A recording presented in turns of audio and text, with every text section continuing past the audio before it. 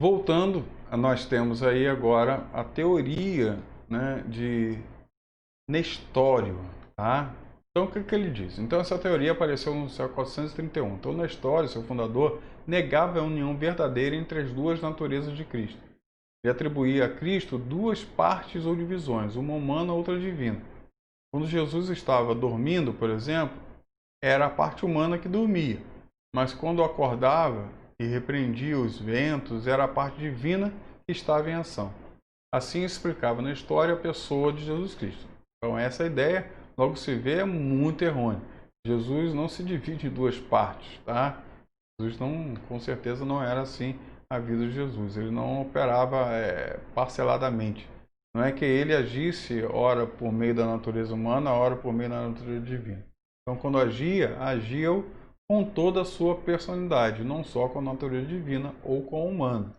Até porque nós temos que entender, né, como já falei, como já foi falado, não, eu creio que já tenha sido falado sim durante as aulas, e nós vemos lá em Mateus capítulo 12, depois você lê lá com calma, e vê que houve um momento em que os líderes é, judaicos na época, aqueles que estavam ali liderando o povo, eles declararam que Jesus Cristo ele fazia tudo que ele realizava, expulsando demônios, todos os milagres que ele realizava, tudo aquilo que ele fazia pelo poder de Beelzebub. Lembra disso?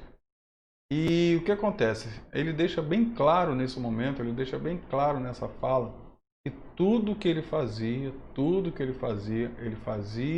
no poder do Espírito Santo. Então, na realidade, Jesus Cristo aqui, mesmo sendo Deus, e tudo que ele fazia, ele não fazia no seu poder, ele fazia no poder do Espírito Santo. Por isso, naquele momento ali, há um instante de blasfêmia, né, Jesus Cristo fala, vocês blasfemaram contra o Espírito Santo, ou seja, atribuíram a obra do Espírito Santo qual obra? Tudo aquilo que Jesus Cristo fazia. A obra do Espírito Santo a Satanás, ok? Então essa foi uma das questões, né, uma das coisas que eles fizeram e realmente houve um momento muito ruim para eles, que na realidade naquele instante é que houve a parada, tá? Então ele parou. O projeto de Jesus Cristo com Israel, ele houve uma parada aí, tá? Houve uma parada, até porque nós vemos aí logo em Mateus capítulo 13, Jesus Cristo falar, né, começar a falar em parábolas. Não que ele não usasse parábolas antes de uma forma didática, mas a partir desse momento ele usa parábolas de uma outra forma. Tá? Ele só vem falar ao público não usando uma parábola para didaticamente explicar alguma coisa.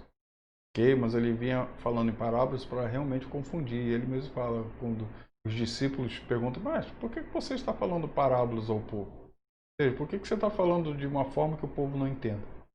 E Jesus deixa bem claro, né? A quem foi dado e não recebeu, foi tirado. Agora só vai passar a entender aquele que o Espírito Santo desejar que entenda, ok? E passou então a explicar a quem? Aos seus discípulos, aqueles que estavam ao seu lado, ou seja, aquele que o Espírito Santo trouxe até eles para que esses aprendessem, para que esses entendessem. Essa é uma outra questão, mas para você entender realmente o que estava acontecendo e como era essa questão da natureza de Jesus Cristo e como ele fazia as coisas, tá? Como que as coisas aconteciam através de Jesus Cristo, no poder do Espírito Santo, tá? Então tudo que acontecia com Jesus acontecia no poder do Espírito Santo. Algumas pessoas dizem assim, mas ele via as pessoas orando. Ele viu lá, no caso de Filipe, né? Não, Natanael, quando Natanael estava orando, e quando Natanael chega a ele, ele diz assim, eu vi você orando. Viu? Então Jesus Cristo ele tem a onipresença, ele estava lá. Aí a gente tem, existe uma coisa que a gente fala, né? Poxa, todo mundo aí lembra de Eliseu, não lembra? Eliseu aí o seu discípulo, né, Geazim. Lembra quando Naamã foi lá ser curado por ele? Então ele é curado e ele nega, né, todos os presentes, mas Geazim vai em direção a ele, não vai? Vai em direção ao Naamã, né, escondido, pega todos os presentes e volta, esconde. Quando ele chega, Eliseu ele deixa bem claro: queridão, por que você fez isso? Né, você não acha que quando você foi, o meu espírito não foi lá e estava lá e vendo aquilo que estava acontecendo? Então, queridos, a gente tem que entender, né, de forma que realmente as coisas acontecem, tá bom? E Eliseu era Deus? Não. Ele viu acontecer o que aconteceu? Sim.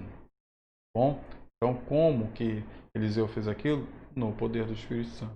Como Jesus Cristo fez? No poder do Espírito Santo, tá? Então é isso que nós temos que entender. E aí nós vemos outras falas. Jesus Cristo mesmo disse aos seus discípulos: vocês farão coisas maiores do que eu fiz. Tá? E como isso poderia ser possível? Jesus Cristo é Deus e ele fez tudo no poder dele, de Deus. Como seria nós fazermos coisas maiores do que ele fez? Alguns teólogos, algumas pessoas dizem assim: não, faríamos coisas maiores pela quantidade que hoje somos. Jesus Cristo era somente um e nós somos vários. Não, queridos. Quando Jesus Cristo disse que nós faríamos coisas maiores, era porque naquele momento o Espírito Santo ele estava sobre Jesus, não estava? E onde o Espírito Santo está agora? O Espírito Santo está em nós. Nós somos templos do Espírito Santo. E o Espírito Santo habitando em nós, tá? Se nós deixarmos, se nós nos lançarmos, com certeza Ele fará maravilhas maiores do que o próprio Jesus Cristo fez. Tá bom? É isso que Jesus Cristo está dizendo, que Jesus Cristo está falando. Mas vamos lá, vamos adiante. Vamos entender outras coisas aí, de outros pensamentos, tá? Então entendeu aí o tal do Nestório, entendeu? Então vamos lá, tem outros, tem mais coisas. Então nós temos a teoria de Eutíquez. Segundo essa teoria, as duas naturezas de Cristo fundiram-se de maneira que formavam uma terceira natureza. Olha só, o pessoal viajando geral. Que nem era divina nem humana. Assim sendo, Jesus não era humano e nem tampouco divino.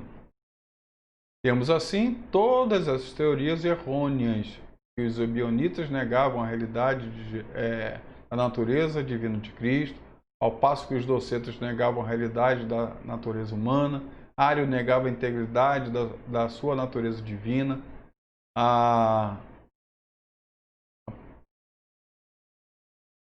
errado isso aqui. Então, Apolinário, a sua natureza humana. Então, Nestório negava a união verdadeira entre as duas naturezas. Ih, está errado ali de novo.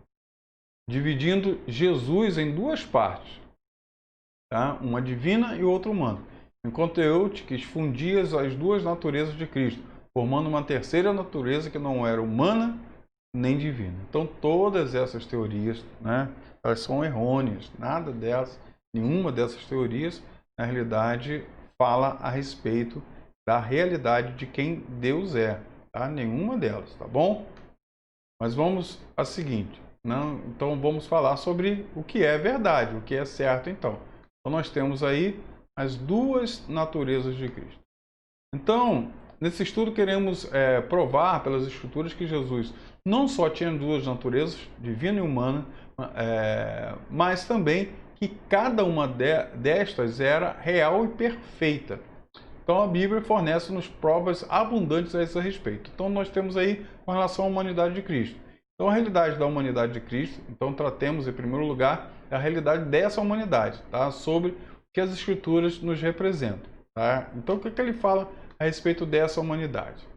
Então, primeiro, Jesus chamou-se e foi chamado homem. Tá?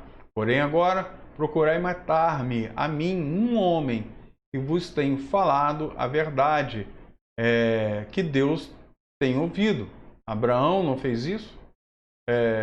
Então, essas palavras proferiu-as o próprio Jesus. Varões israelitas, escutai essas palavras. A Jesus Nazareno, varão aprovado por Deus entre vós como maravilhas e sinais que Deus, por ele, fez no meio de vós. como vós mesmos bem sabeis. Então nós vemos aí o próprio Jesus Cristo, ele falando a respeito da sua natureza humana. Então não é aqui, nesse momento, um profeta falando, não é alguém declarando, não é um apóstolo falando.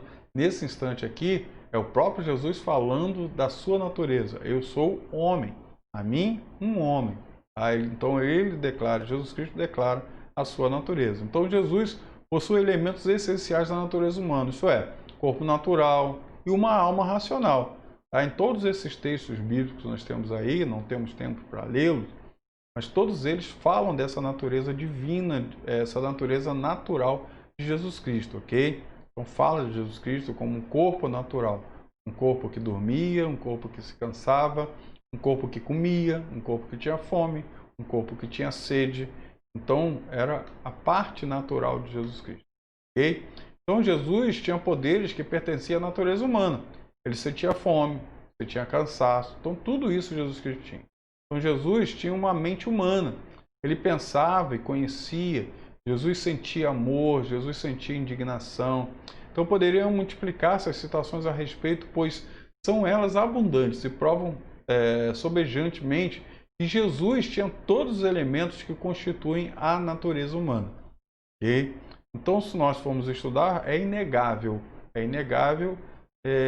a natureza humana, ok? De Jesus Cristo.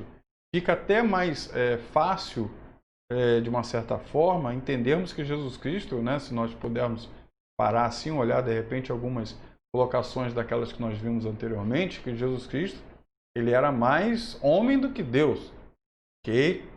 Então, nós poderemos até ter um pensamento assim, mas era um homem perfeito, ok? Mas poderíamos até pensar que Jesus Cristo era mais homem do que Deus, mas não era assim. Jesus Cristo também era 100% homem e 100% Deus. Então, Jesus estava sujeito às leis de desenvolvimento, ele crescia, tá? Ele passou a ser criança, ele crescia, ele foi crescendo. Então, Jesus padeceu e morreu. Como poderia alguém que não era humano, que não era natural, um ser humano natural, morrer? Tá? Sofrer o que ele sofreu e morrer.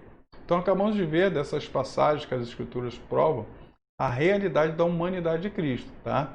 Então passaremos, pois, agora a considerar as passagens que tratam o segundo ponto, que é o quê? A divindade de Cristo. Okay? Vamos falar agora da divindade do Senhor. Então, a deidade de Cristo, ou seja, a divindade de Cristo.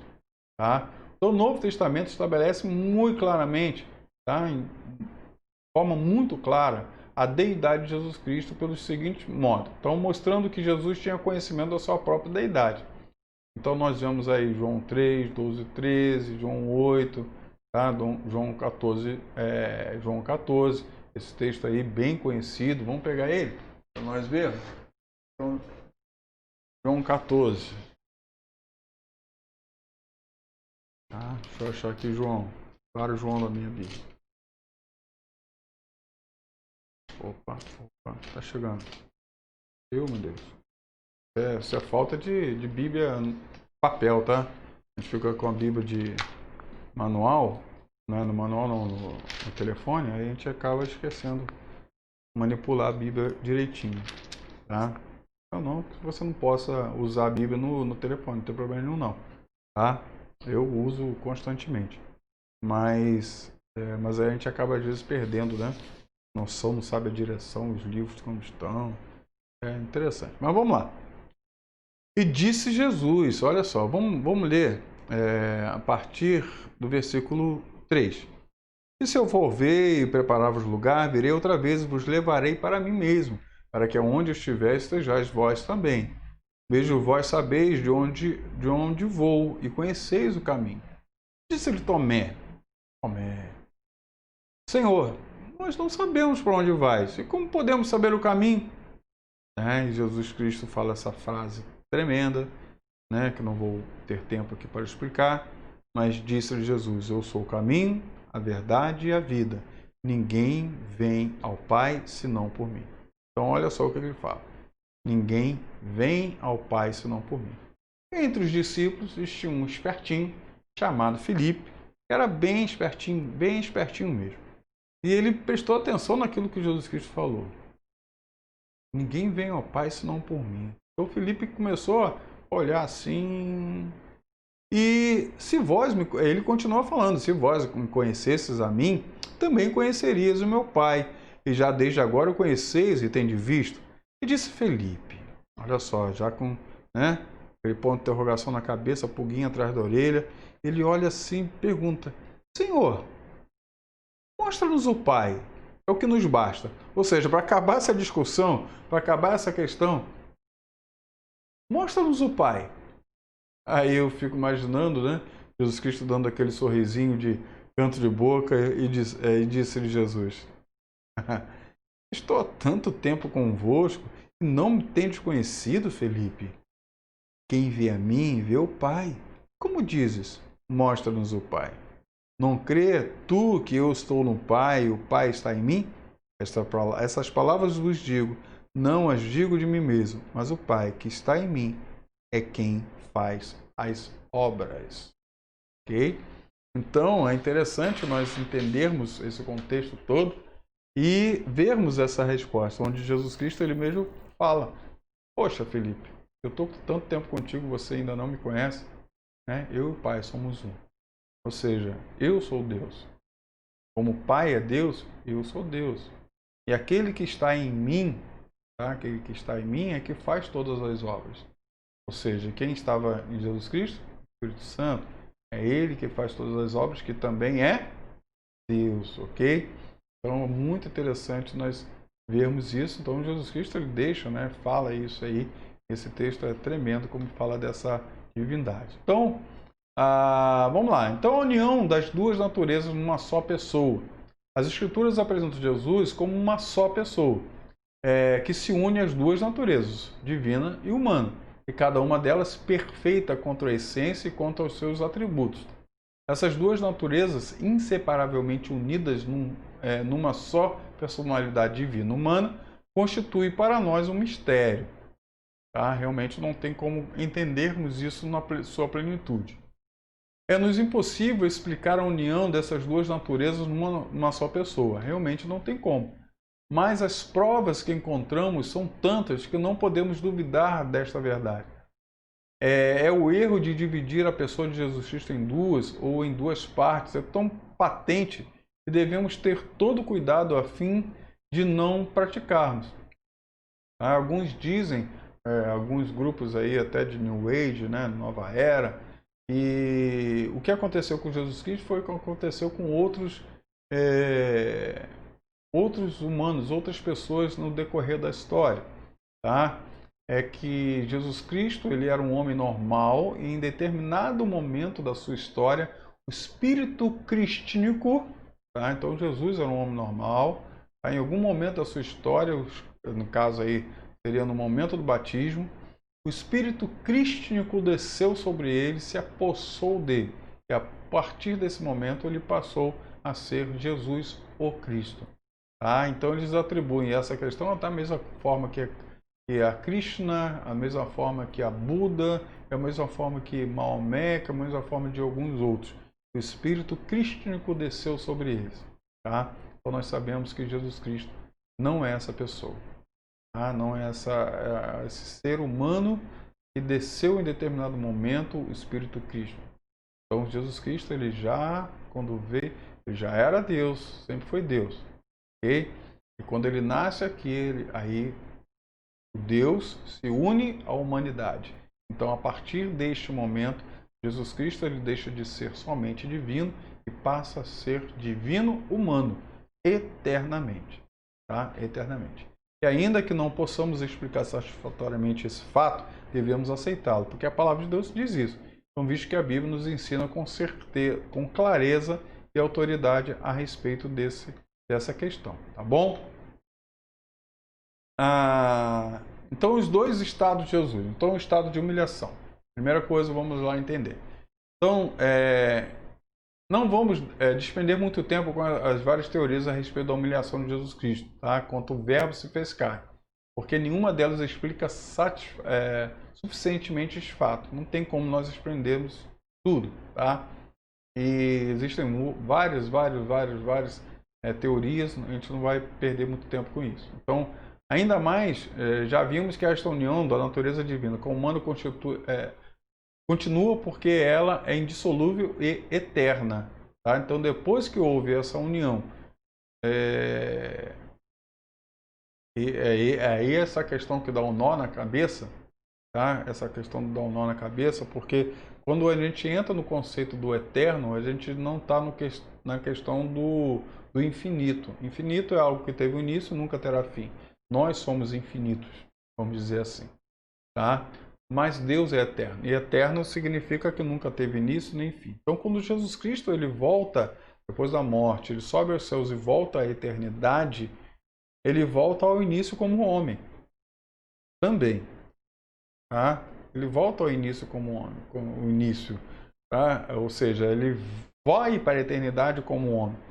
E a eternidade, quando é? É sempre, tá? A eternidade é sempre. Ou seja, aquele momento da criação de Adão, tá? Aquele momento da criação de Adão, a criação do universo, o homem, tá? Divino e humano já estava lá, porque Jesus Cristo ele volta à eternidade. Então, por isso é um mistério, é um negócio complicado de nós entendermos, né, assim, com a nossa mente tão limitada. Mas eu creio que quando nós chegarmos lá, né, porque a palavra do Senhor fala isso, eu acho difícil, né, porque a minha mente é tão limitada que eu não consigo nem achar que quando chegar lá eu vou entender. Né? Mas eu creio, porque a palavra de Deus confere isso. Diz que quando chegar lá, todas essas dúvidas vão ser esclarecidos. Né? Então, glória a Deus por isso. Tá? Então, que o Senhor esteja certo ou errado. Amém? Então, nós vemos aí, né, a passagem mais importante, talvez, sobre esse assunto está a seguir. Em Filipenses 2, né, 6 e 8. Tá? Então, opa, dupliquei o slide. Tá? Então, nós vamos lá. Vamos ler esse texto aí, Filipenses 2, 8. Então, deixa eu abrir aqui.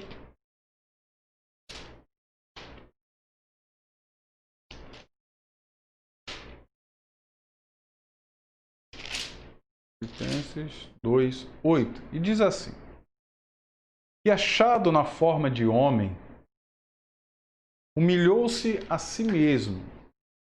Humilhou-se a si mesmo, sendo obediente até a morte, e morte de cruz. Tá? Então, no 6, e sendo em forma de Deus, né? Nós não lemos isso, sendo em forma de Deus, não teve por usurpação ser igual a Deus. Então, sendo em forma de Deus, ou seja, ele sendo Deus, o próprio Jesus Cristo sendo Deus, quando ele veio aqui, esteve conosco, ele não se usurpou ser igual a Deus, mas aniquilou-se a si mesmo, ou seja, deixou toda essa questão dos seus atributos divinos, né, tudo isso deixou de lado, tornando-se forma de servo, ou seja, como um ser humano, como uma pessoa, fazendo semelhante aos homens. Então, os homens têm os atributos divinos incomunicáveis? Não. Então, comunicáveis sim? Sim. Esses atributos, Jesus Cristo usou plenamente. Tá? Mas, os atributos divinos não. E achando na forma de homem, humilhou-se a si mesmo, sendo obediente até a morte de cruz. Okay? Então, nós vemos essa humanidade falando nesse texto aí de Filipenses, tá bom? Então, a humilhação de Cristo caracterizado o seguinte: então, o verbo pré-existente fez-se homem, deixando a sua glória divina para tomar o lugar de servo. As palavras de Jesus Cristo em João 17,5 mostram claramente que Jesus deixou a glória divina quando se fez homem. E agora glorifica-me tu, ó Pai, junto a ti mesmo, com aquela glória que tinha contigo antes do mundo existisse. Então, retornar tudo, aquilo que estava lá no início. Então, o apóstolo Paulo ensina a mesma coisa em 2 Coríntios 8, 9. Porque já sabeis a graça do nosso Senhor Jesus Cristo, que sendo rico, por amor de vós, se fez pobre, para que pela sua pobreza enriquecêssemos. Tá? Porque através da pobreza de Jesus Cristo nós enriquecemos. Como? Em dinheiro? Não, recebendo a glória dele sobre as nossas vidas. Então, hoje nos tornamos filhos, e como filhos somos ricos. Ricos de quê? de toda a herança que o Senhor tem para os seus filhos. Tá? E essa herança não é a terra, não é herdarmos aqui a terra. Não é essa a herança. A herança que nós temos no Senhor é estarmos eternamente com Ele e vivendo, né, da forma, não como deuses, porque nós nunca seremos deuses, mas estarmos vivendo, claro, até com atributos e algumas situações que hoje não temos. Tá? Os meus atributos que Jesus Cristo tinha, né, da forma que ele, logo depois que ele ressuscitou, seu corpo glorificado, que atravessava a parede, então tudo isso vai acontecer conosco, tá bom? Então nós seremos assim, tá? Vamos lá. Então, os ofícios de Jesus Cristo. Então, quanto aqui na Terra, Jesus exerceu 3 grandes ofícios. Claro que teve outras questões, mas a grande parte, tá? Então, o profeta, o sacerdote e o rei. Só que esse sacerdote não era só o sacerdote, mas na realidade o sumo sacerdote, ok? Então essas passagens eram os 3 mais importantes da história. Tá? Então profeta, esses personagens, né? Os 3 mais importantes da história: o profeta, o sacerdote e o rei. Então os profetas, os sacerdotes, os reis são, em certo sentido, os precursores de Jesus Cristo. Então Jesus exerceu esses 3 ofícios da maneira mais perfeita que se pode imaginar, tá? Então nós temos aí separadamente, tá? Nós temos separadamente esses ministérios acontecendo anteriormente, tá? Nós temos lá no Antigo Testamento, então nós temos esses momentos, esses ministérios acontecendo de formas distintas. Então o profeta era o profeta, o sacerdote, o rei era o rei. Claro, em alguns momentos aí a gente vai falar na aula seguinte, falar sobre tipologia, mas hoje, né, a gente fala falando sobre essa questão, nós temos aí, que é claro que a gente teve momentos aí onde o profeta e o sumo sacerdote estavam juntos, como nós vimos ali a questão de Samuel, por exemplo. Nós temos o rei Davi, né, ele rei, e também em um momento como ficou como sacerdote, não sumo, mas como sacerdote, e depois até também como profeta. Então houve essas mesclas em alguns momentos da história, mas usualmente, tá? Usualmente o profeta era o profeta, o sacerdote, e o rei era o rei. Então Jesus exerceu esses 3 ofícios de maneira mais perfeita que se pode imaginar, tá bom? A forma mais perfeita de Jesus Cristo ele vem e exerce, né? É claro que como rei, né? Como rei, ele ainda não governa literalmente, tá? Porque Jesus ele vai governar literalmente aqui sobre a face da terra. Tá? Isso mais à frente, lá no milênio. Mas isso ainda não acontece, ok? Mas a gente vai entender. Então nunca houve um rei que governasse tão sabiamente como ele. Nunca houve um sacerdote que oferecesse um sacrifício tão perfeito. Existia algum sacerdote que ofereceu um sacrifício tão perfeito? Claro que não. Ele enviou o seu próprio corpo, tão perfeito e completo. E nunca houve profeta que interpretasse tão fielmente os atos e a vontade de Deus e desfizesse as trevas da ignorância que envolvia a raça, ou seja, a humanidade. E então Jesus Cristo, tudo isso ele fez aqui enquanto esteve, tá? E ele era rei? Sim, ele foi coroado como rei, ou não? Tá? Aquelas coroas que estavam na cabeça sobre ele, e a grande autoridade no momento, que era o Império Romano, não eram os judeus, o Império Romano, que era a grande autoridade naquele momento, coloca uma coroa sobre a sua cabeça e coloca uma frase lá: Jesus Cristo, Rei dos Judeus. Ok? Então ele era rei. Tá? Então Jesus Cristo ele foi coroado como rei. Talvez não com uma coroa que as pessoas imaginassem, não de uma forma que as pessoas imaginassem, mas ele foi coroado naquele momento como rei. Ok? Então nós vemos tudo isso acontecendo na vida de Jesus. Tá? Então nós temos aí Cristo como profeta. Então o que acontece? Então a natureza do trabalho profético de Jesus Cristo, então devemos ter desde já uma compreensão clara da missão do profeta. Não é simplesmente, como já se supõe, predizer eventos futuros. Então a pessoa, né, que eu falo sobre profeta, a primeira coisa que ela imagina é essa questão de predizer futuro. Não, não, o profeta, essa não é a primazia do profeta. É verdade que isso às vezes acontece, tá? Porém, não é o trabalho principal do profeta, não é essa. Então o profeta representava Deus diante do homem. E o seu verdadeiro trabalho era interpretar os atos e os planos de Deus e fazer conhecido aos homens a sua vontade. Então Deus usava o profeta para, através da boca do profeta, falar ao povo a sua vontade. Tá? Então esse é o trabalho do profeta. Então o verdadeiro profeta é o que lê atentamente e interpreta os atos de Deus aos homens. Okay? Então um profeta ela tem essa característica. Okay? Então nós poderemos dizer que o pastor, o líder da igreja, ele é um profeta de Deus, porque ele traz constantemente para a igreja a vontade de Deus aos homens. Ok?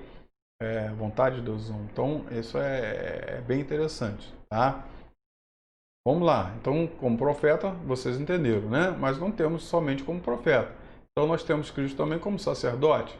Então, o profeta representa Deus aos homens, correto? Então, Deus, né, fala ao profeta e o profeta fala aos homens. O sacerdote representava os homens diante de Deus. Tá? Não era assim que se fazia? O homem chegava com o seu sacrifício e colocava a mão sobre o sacrifício. Esse sacrifício recebia os males do homem e esse sacrifício era morto diante de Deus. E quem fazia tudo isso? O sacerdote. O sacerdote é quem intermediava esse momento, fazia todo esse trâmite de pegar esse pecado, pegar esse animal, sacrificar, colocar diante de Deus, tá?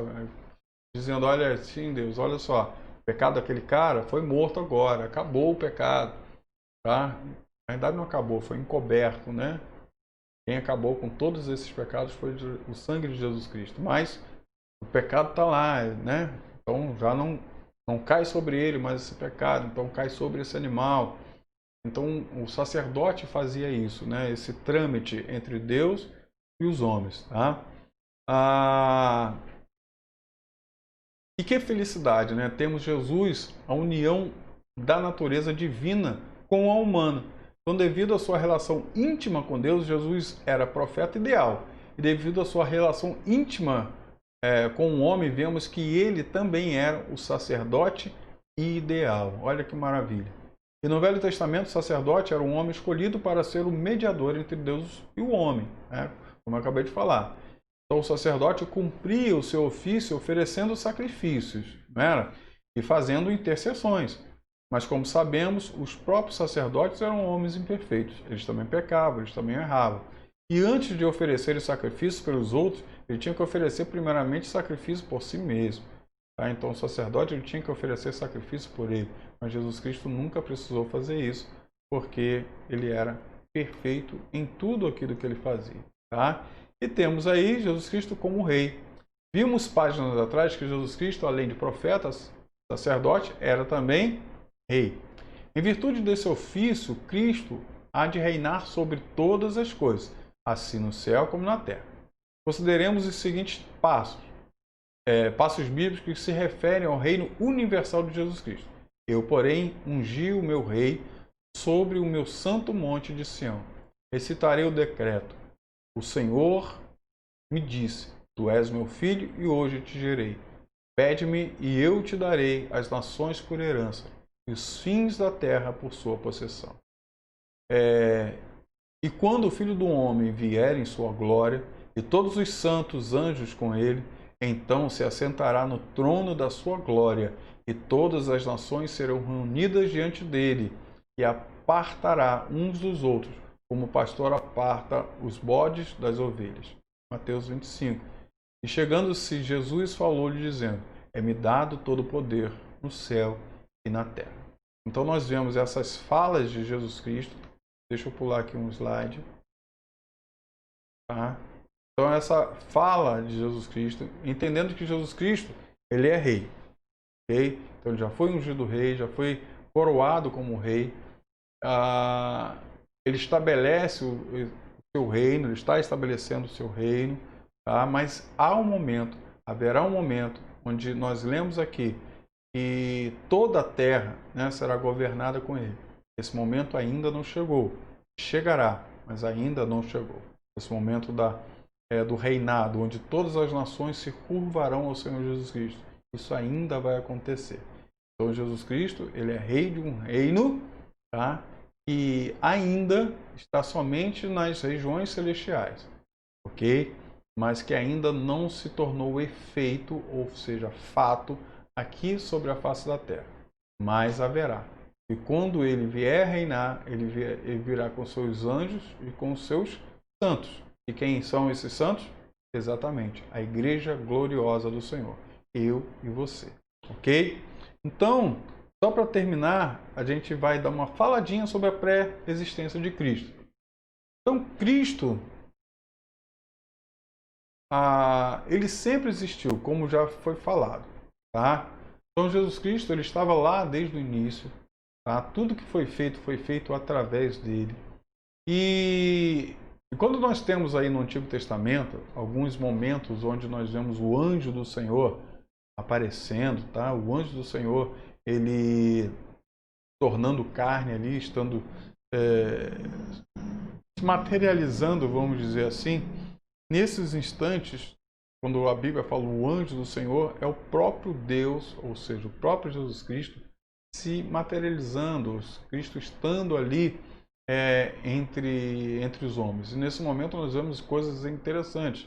Esse anjo do Senhor, ele come, esse anjo do Senhor senta, ele se descansa, tá? Esse anjo do Senhor, ele aceita a adoração, tá? Então, porque nenhum anjo aceita a adoração, a não ser o próprio Deus, tá? Então, nós vemos a pré-existência de Cristo nesses momentos, nesses instantes, tá? E lá no início. Então, Cristo é o verbo eterno de Deus. Como eu já expliquei em alguns momentos aí, o que acontece? Na criação, ou seja, no momento em que Deus ele vai estabelecer tudo, está lá, tá o Senhor.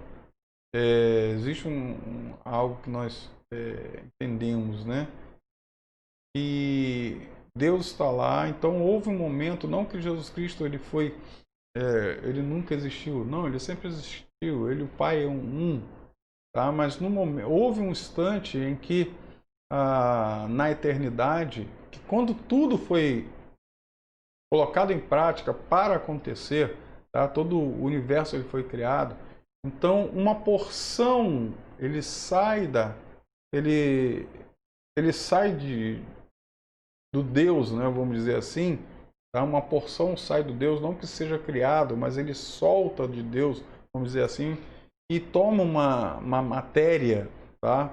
Para que ele possa manipular a matéria. Tá? Então, essa matéria, que é o Jesus Cristo, que é o Filho, ele vai e consegue manipular a matéria, criando todo o universo, tá? Estabelecendo todas as coisas. Tá? Então, nós vemos isso acontecendo. Por isso, a questão do verbo eterno de Deus. Então, quando tudo aconteceu, foi necessário que esse verbo ele se tornasse literal. Tá? Ele se tornasse literal. Porque até então não existia nada, só existia Deus, tá? Só tinha Deus. Mas quando o universo ele foi ser criado, então esse verbo ele teve que realmente agir, ok?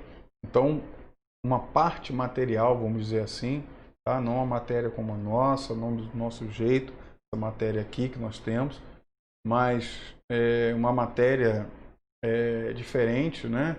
Ela se torna ela sai do Deus, ok? E essa matéria começa a manipular as coisas e criar tudo. Okay? Então, é assim que acontecem essas questões, ok?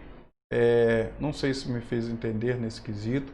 Eu gostaria, se você não entendeu, mande lá a mensagem para mim, me questione, pergunte alguma coisa, fale algo, para que a gente possa estar conversando a respeito disso e trocar ideias mediante a todas essas questões. Queridos, então nós vamos ficar por aqui. Estude bem, tá? É muito interessante, muito bonito esse estudo. Tá? Na apostila nós temos um estudo até mais completo, mais detalhado a respeito disso, porque a gente não coloca tudo aqui, porque não conseguimos falar tudo. Tá? Então, as nossas aulas seriam imensas, tá bom? Ok? Então, espere aí, me aguarde a próxima aula, porque vai ser tremendo aí o que Deus vai estar falando conosco para finalizar toda essa questão da cristologia, tá bom? Beijão, shalom, Deus abençoe.